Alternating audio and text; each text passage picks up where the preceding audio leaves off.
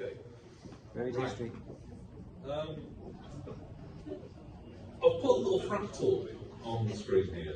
This is just a simple fractal that repeats and repeats and repeats. Tree of life, you want to call it? A brain? Is it a brain? That's the image I've used for my speech in May. That I'm going to 10th of May, coming back. I'm just going to do a little brief one here. You might remember that I came when Kate was doing her presentation on the Lamantia Zodiac. Harry, it's the 20th, just to correct you. 20th of May. Yeah. That's right. Just in case on the video. I'll edit it.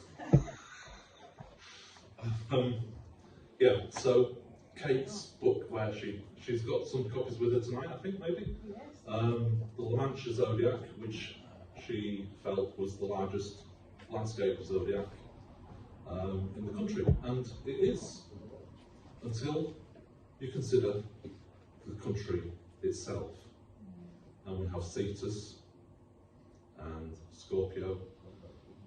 This one hasn't got Cassiopeia in. Aquarius being the Lake District, and Aries, Preston North End, is that? Gemini. Fuchsius. It's Blackpool. It's at the head of Fuchsius. Taurus. And then we've got Leo. And Virgo, who's got a snake crown, an Egyptian snake crown on her head. All right, nice.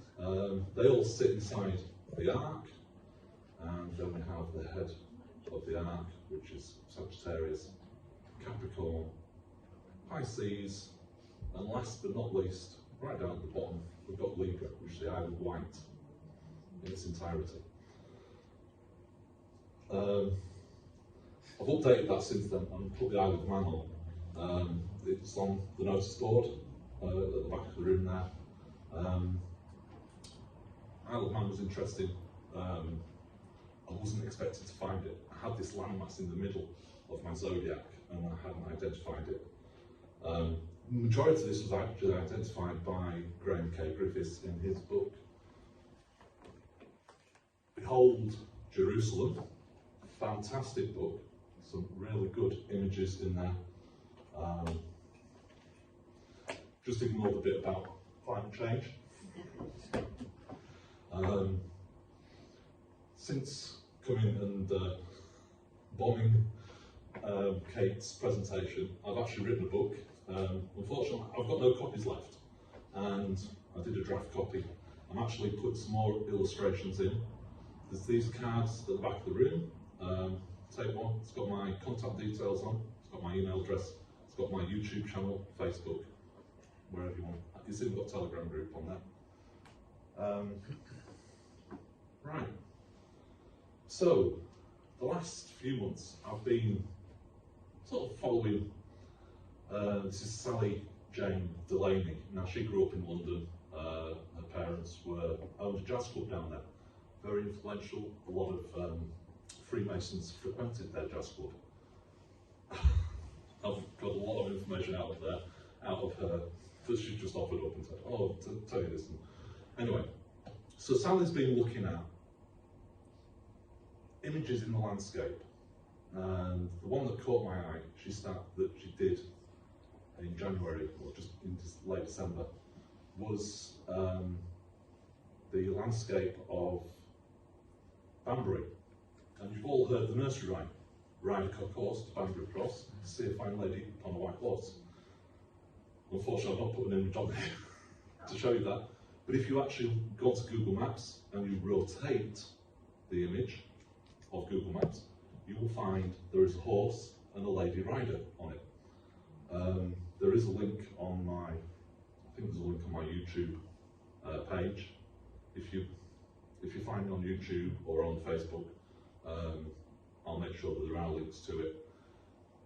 Jill couldn't see it, but I think there is another image somewhere where she's overlaid the horse and rider. If she hasn't done that, I will do that in the next week or two. It's very interesting. And there's a unicorn in Doncaster, there's a lion in West Bromwich, which is because West Bromwich Albions. I'll be a lion. There's also George and the Dragon in Canterbury, and there's lots of other ones as well. But she did a video talking about Bolster, who's the giant of Cornwall, and St Agnes. And so she was basically saying, St Agnes Head, this then is St Agnes, and you might just be able to make out the face there. This is a 60-metre tall rock that is lying down, and she believes that this is Petrified St Agnes. And then, oh, that was me drawing the face on for you, and the arms. And that was Sally's sort of little doodle with the face. And then she showed, just down the coast, there was a 6-kilometre tall giant in the landscape. You can see his face there, and his outstretched arm, and his legs standing on the coast. This actually rotated 90 degrees, so his feet are north and his head is south. And so I'm watching this video, fascinated, thinking, yeah, I can see maybe St Agnes being petrified. I'm not so sure about Bolster there, the giant there. And then, so she's 38 minutes into the video, and she goes, oh, I found a skull. So that was Bolster, a bit closer up. So she's found a skull in the coastline. And I thought, you know what? That is actually amazing. I think that could be what she says it is. So this is St Agnes Head over here. So St Agnes is just sticking out above where it says St Agnes. There's also another rock behind it that's distracting. And then along the coast we have over towards St Agnes itself, which is here, and we have Trevaunance Cove, and right on the headland, you might just be able to see it there, in that, there's a skull. And it's absolutely ginormous. It's 90 metres top to bottom. So if I think that's 90 metres, so he's 600 metres tall. And I posted this onto Britain's Hidden History channel on Facebook. Well, apart from the abuse saying, get this stupid idiot off here, you know, I had somebody come in and say, how does a guy 600 metres tall stand up without falling over? I'm thinking, well, how the hell do you stand up without falling over? Why aren't you just a mess on the ground? You've got a skeleton inside you. But anyway, by the way. But all along this, I think Sally even found evidence of 3 ribs around there, and his hips, and even maybe that's his foot sticking out where it says the Law Collective, which is about 600 metres from his head. So we're looking down here, so obviously you recognise this is my Albion Zodiac. Oh no, this is Great Britain. And St Agnes is right down here on the Cornish coast. And so I had a look, I went onto the National Library of Scotland, and you can get side-by-side maps. You have the LiDar side-by-side with any map of your choice. This one is the 1888 to 1915 6-inch map, and we can see it says a quarry. But to me, it clearly defines the mouth. There is no quarry there. There's no tooling marks on the side of the stone, nothing. And so I went on to, that's the rock to the side of St Agnes Head, sorry. Well, let's try. What have we got there? So I went on to, I don't know whether anyone has seen House Prices IO website, where you've got 3D modelling software on there. So you just sign into the site and you get a 3D model. And I thought, no, that looks like a skull. I can see. I can't see this skull. Can you point it out for me? So his mouth, the black line there is his mouth, and his indent is an eye just above there, and then that's his throat coming down here, I think we need it highlighted. It will be highlighted. Plus there's no throat in a skull. There is no throat in a skull. Well, no, it's the side of his neck. So, I actually went down there. I was so amazed by it, and I thought, no, that is the real deal. Let me just open these. So there we are. That's actually I think that's my drone footage. And I'm stood down there on the rock. That little speck is me on the rock, on his jawbone.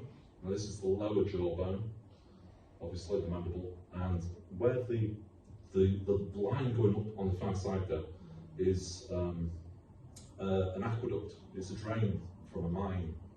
So that follows the back end of his jawbone, and then you have the upper set of teeth, and it actually looks like he's got a hat on. But that's another story. And so I took a couple of friends with me. This is them, stood at the mouth of the giant. So they stood right in front of his. There. So I've overlaid an image so that you can see it a little bit better. The top end of this actually should be more elongated out, but it gives you a rough idea of what I'm talking about. But this is not a quarry. No way. And I have footage, my drone footage, where I fly through the back from the back of the head and effectively fly over one of the vertebrae and between the vertebrae and the jawbone and fly out through the mouth. But basically, there's a lot of things going on. There's a lot of people talking about giant trees, and everything is a giant tree and petrified wood. And I think we have to remember, where are all the animals? Where are all the people? Where have they gone? And I believe that we'll find them in the landscape. Now this... Most likely in the oceans. This, at the bottom of the ocean, most likely, a lot of them. This is a 90 metre skull, I'd say, from the sort of bottom of the jaw to the top of the head. There are larger ones, but I'm struggling to get people to recognise a 600 metre giant. When I tell them they've got 60 kilometres tall giant, or larger, then I think I'm going to have bigger problems. And there are. We've found the skulls. We can identify. We're tracing out the bodies. And this will feature in my second booking. This one, my first book. Booked. Is it made out of bone? Basically, what we're saying that is, it's petrified. This bone.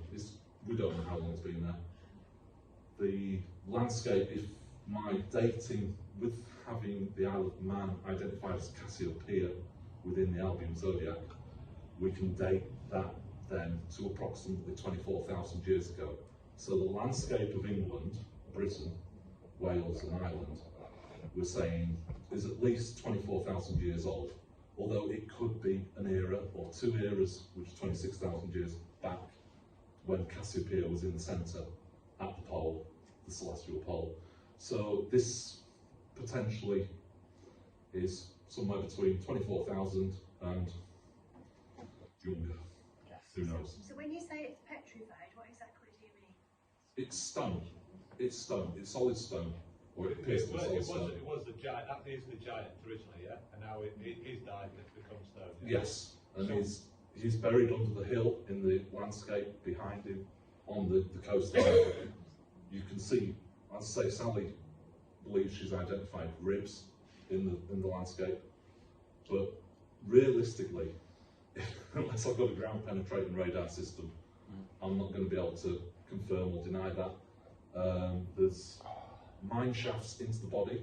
Now it turns out wherever she finds the body, there are mines, there are chemical works. They know what's in the body. They know how the body has decomposed or composed itself after petrified. They know that they can take the elements out of there and they can make the drugs from what they're mining.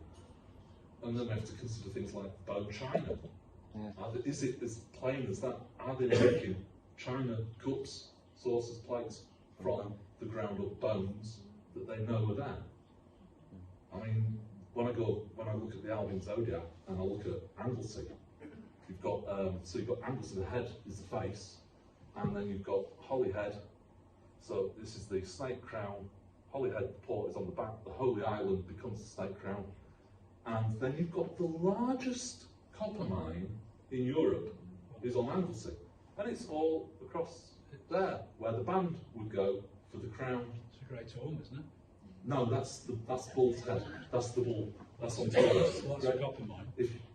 No, Angus is the largest copper mine apparently in Europe. But the Great Orme is actually the Bull of Taurus, and if you follow the River Conway, you can see the outline of his face down. Maybe have a look on the image over there. But his face is defined by the River Conway. So I was saying that this body, this skull, this skeleton, would have been properly buried at one time, and then with erosion. No, it's just fallen. It's just landed. Unless you've got another giant to bury him. How many like kind of creatures were there like that in Britain? We don't know. What is Britain? So you're not saying Britain is just loads of giants that died? Basically, The whole planet is. the whole planet, you're building on the body of giants, of past civilizations, giants. And they must have had some knowledge, very good knowledge, because they've built the whole landscape to look like a zodiac, which is in fact what your disciples are in the Bible. There's 12 disciples, there's 12 signs of the zodiac currently. There's some very good. Sorry? They must have eaten it down the line. Yeah. Big animals. Cows. Big ones. Well, I mean, there are stories, there's folklore stories where the giants came into the towns, into the villages, and stole the livestock. There's very good information on Mud Fossil University. Mud Fossil University is the only other person I know that's doing anything. Yeah, and he's actually taken stones and had them DNA tested, and they found blood in the actual stones and actual cellular structures. And it's a chemical reaction. Can indeed get blood out of the stone. Yeah, it's a chemical It's reaction. the iron. Now, apparently, I've been told, I don't know how true this is, iron is not naturally occurring, it only occurs in the blood. In which case, when we're digging up iron, are we just mining the veins, literally, the veins of iron? Yeah, Blood of iron, yeah, exactly. heart of stone. And there are certain parts in different joints and joint mechanisms where the different minerals build up, like gold and silver and lead and all sorts of things, which is quite interesting. Interestingly enough, They all come up in veins, yes, and they call them veins of. veins, Yeah. indeed, veins of minerals and things minerals. like that. Now, Sally is very, basically, she'll see a shape and she'll say, that's the real deal, that is it. I don't necessarily agree with everything that she showed us. I don't necessarily agree that that is balsa that's 6 kilometres tall, just down the river, down the coastline. But she does put a good argument up for it. And in Africa, she has basically, in the continent of Africa, she sees an elephant's head. And so she puts the tusks on. And interestingly, where she puts the tusks are where all the diamond mines are. They're all in those areas that would be the tusk of that giant elephant. Interesting. At the moment, I can't say yes or no. I don't want to say yes or no to everything that she says. Yeah. But on that one, I say 100% that is what she says it is. What we saw, the vertebrae, actually, when I fly through, initially I misidentified it. I was thinking, because you can see almost like the vertebrae shape on the aerial shots looking down at it. That I thought the vertebrae were there, but they're not, because that's the side of the jawbone.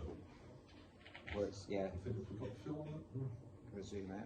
I'm just seeing, because the people I was with, they were walking up and down. Oh, that might be off Google Maps, that one, rather than off my drone footage. Or, oh no, it was early drone footage, later drone footage. Actually, there were the two guys I were with walked down the aqueduct, the Yeah. drainage, here, so you can see the size. But that is there, the side, the jawbone side, and the bit that goes up and joins. And underneath there is a whole cavity, and then underneath, so below that cavity then, there is what I believe is the first vertebrae or the second vertebrae. I'm not a biologist, but I'm just saying what I see. And yeah, should 6 hour drive to get there, and 6 hours back for me, probably 7 for you each way from here. Larry, we've got a couple. There is a little bit of not able to clarify that skull. Are you able to go back? Can you point? Can anyone see? Because it took me a while to see it, and can you see it now? There's like a Let mouth. me just have a. You haven't got a picture of your one with the actual superimposed skull back there. Because it is hard to see. It's so huge. Can't see that red place. It's so massive. Oh, in fact, start with that one. So this is the image taken from Google Maps. So you got the teeth there, jaw Yeah. on there. Now if I slide the image The eye over, those coming down. There's the bones coming down there. so what I initially thought were vertebrae actually turn out to be not in the right position. They're on the side of the neck. Actually, But until you actually go and look at it, you've got no idea. You can't get the 3D perspective for it. yeah, because you could see on that one when you zoomed out, you could see the sort of teeth in the area that looked like teeth. Dentures from the local NHS at that time, I think. Unfortunately, there weren't gold caps either. So. We did have a speaker called Lawrence Wright a few years back who said that his was on giants as well, and he said they were up to 6 miles high, which Yeah. is an interesting thing if that was possible at the time. Now, initially I showed the image of this will play. This is actually, I'm just lighting my back here while we're drawing there. That's looking down the back of his throat, as it were. So that would have been But it's on the teeth, side. the teeth here, So you've got lower top jaw, bottom jaw, and then sort of down his throat, sort of that way. What was I going to say?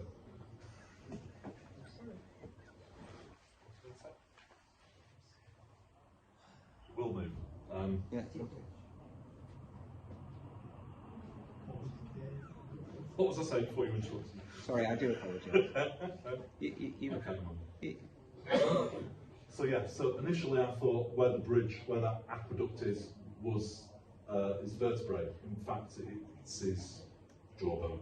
Part of the jawbone. As soon as I overlaid the image of the skull on there, you could see it.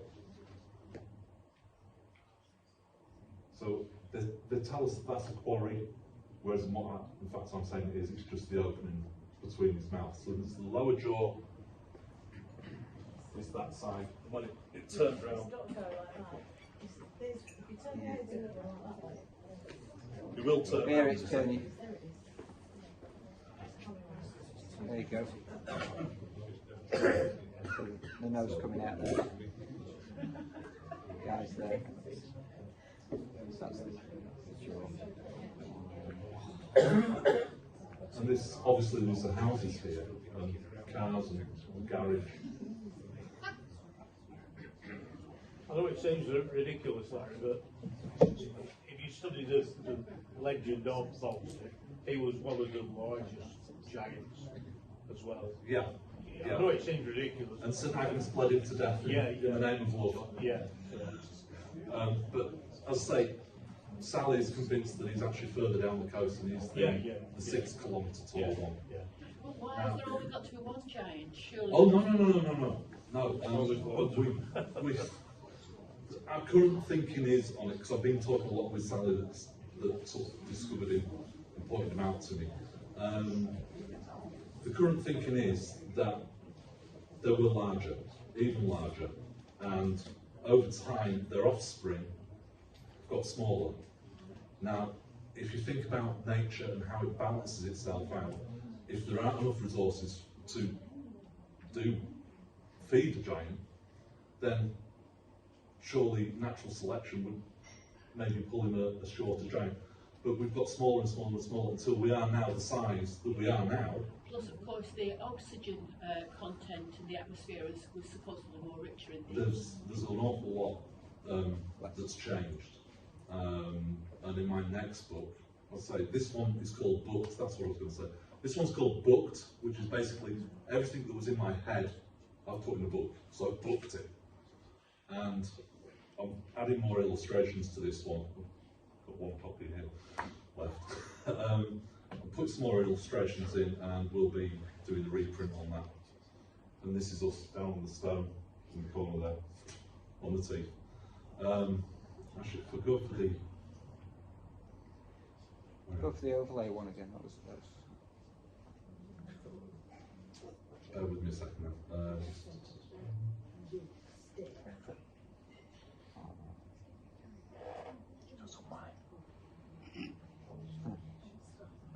future wine. There's the overlay. So this will undoubtedly feature in my second book, which I hope to have done by the time I come in May. There will be a lot more stuff in there as well. In my first book, I do go into a lot of things at the start. Fiat currency, how it's worthless, so your wealth, if you're measuring your wealth in a fiat currency, you ain't got nothing, because it doesn't belong to you, and it can be devalued without even touching it.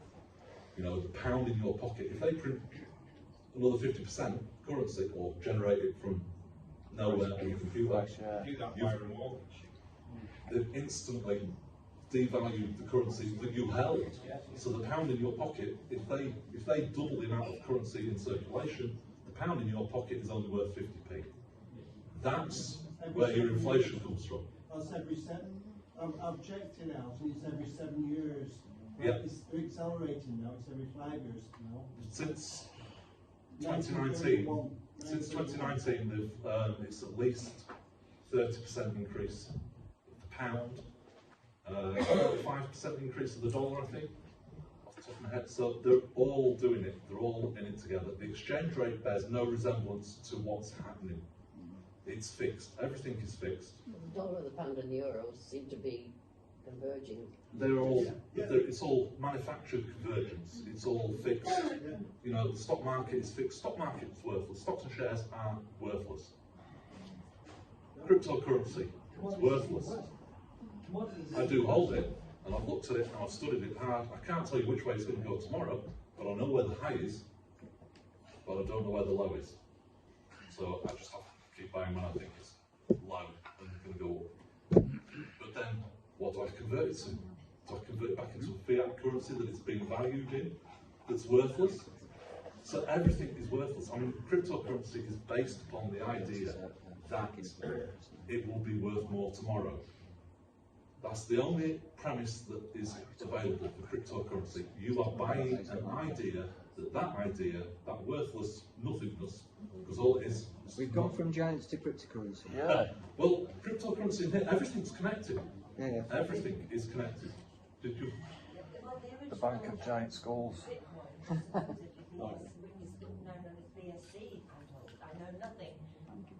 They diverge, so... Or in some cases, the Bank of Love and Death is certainly the Bank of Death. Value, yeah. But the value they're exchanging is based on fiat currency that's worthless. And it doesn't even belong to you. The money, the paper money we have, I promise to pay the bearer the sum of £1. What if you took that to the bank, all you get back is another exchange for the same thing?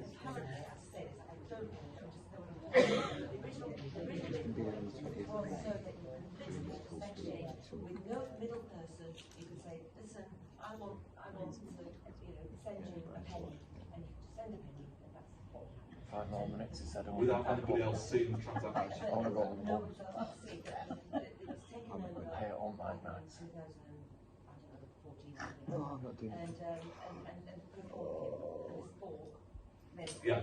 somebody Falling can apart. control it. Yeah. And basically, they're all controlled. And it is a wonderful thing to observe if you know what you're looking at. The patterns are fantastic. But it's all worthless at the end of the day. That's covered in this book. You've got 5 The minutes first left. chapter. You've got 5 minutes left 5 to minutes cover left. everything that you I'm want. sure I've overrun. But yeah. Well, we're supposed to be closing by, sort of. So Is there anything the else other, you the need? other subjects in this book are the mud flood and the evidence within my own house of the mud flood and alterations for the mud flood. So the house was built before the mud flood, altered after, but it had also been altered before the mud flood. Right. And then altered after the mud flood. Okay. So there's evidence in there. And then covered in there also is Kate's work, Hugh Evans, Gwynedd star map, which basically says every hill marks the point of a star in the star map, which means effectively that the hills are man-made. So we've got man-made hills, we've got giant trees chopped down, we've got dead giants.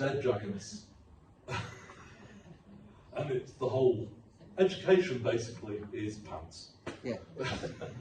Thank you for that. I thought that. Thank you. We look forward to you on the 20th. With more 20th will be more rehearsed. I thought of this one at 8:30 this morning. Okay. And I had to get stuff done and get here as well. So thank you. Thank you very much for that. She was going to say something. Sorry? Larry, say something. You mentioned the skulls. Well, somewhere in the world, I'm not sure exactly where, but there's a rock that looks just like a petrified elephant. Yes, there is. And the doctor went there and looked in his ear and looked in the eyeball and could see the blood vessels behind in the stone, in the veins in the stone. I can't remember his name. I did write it down earlier. In fact, on Sunday, because we were talking about Sunday morning in the park.